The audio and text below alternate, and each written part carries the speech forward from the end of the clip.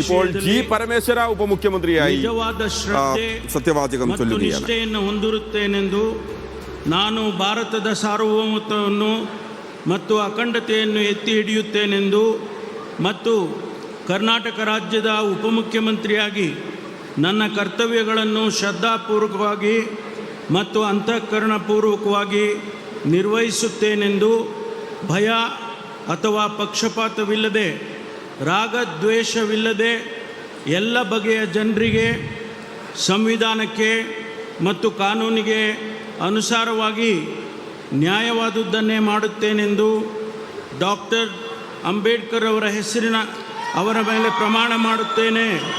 ಶ್ರದ್ಧಾಪೂರ್ವಕವಾಗಿ ಪ್ರತಿಜ್ಞೆ ಮಾಡುತ್ತೇನೆ.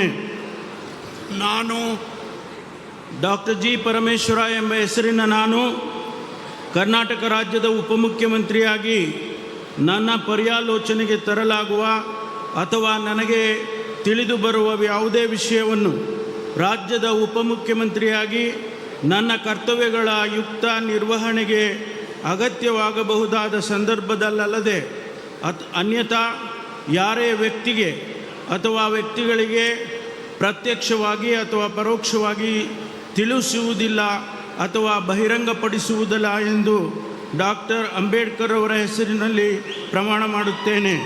ಶ್ರದ್ಧಾಪೂರ್ವಕವಾಗಿ ಪ್ರತಿಜ್ಞೆ ಮಾಡುತ್ತೇನೆ. ಧನ್ಯವಾದಗಳು ಸರ್. ജി പരമേശ്വര ഉപമുഖ്യമന്ത്രിയായി കർണാടകയുടെ ഉപമുഖ്യമന്ത്രിയായി സിദ്ധരാമയ്യ സർക്കാരിൽ ആഭ്യന്തരമന്ത്രിയായിരുന്ന കൊരട്ടിക്കരയിൽ MLA കൂടിയായ ജി പരമേശ്വര കർണാടകയുടെ ഉപമുഖ്യമന്ത്രിയായി ചുമതല ഏറ്റെടുക്കുന്നു. സത്യവാചകം ചൊല്ലി അദ്ദേഹവും നടപടിക്രമങ്ങൾ പൂർത്തിയാക്കുകയാണ്. DKയുടെ വലം കൈയായി ജി പരമേശ്വര ഉണ്ടാകും എന്നുള്ളതാണ്. അപ്പോൾ ജി പരമേശ്വര DK കോംബോ അവിടേക്ക് വരുന്നു എന്നുള്ളത് കൂടി ശ്രദ്ധേയമായിട്ടുള്ള ഒരു കാര്യമാണ്. വളരെ എക്സ്പീരിയൻസ് ആയിട്ടുള്ള അനുഭവം പരിചയമുള്ള ഭരണ പരിചയമുള്ള നേതൃപാഠവുമുള്ള കൊരട്ടിക്കരയിൽ നിന്നുള്ള MLA കൂടിയാണ് ഡോക്ടർ ജി പരമേശ്വര എന്ന് പറയുന്നത്. 45% വോട്ട് അദ്ദേഹത്തിന് കഴിഞ്ഞ തവണ അവിടെ സമാഹരിക്കാൻ പറ്റിയിരുന്നു കൊരട്ടിക്കരയിൽ എന്നുള്ളതാണ്.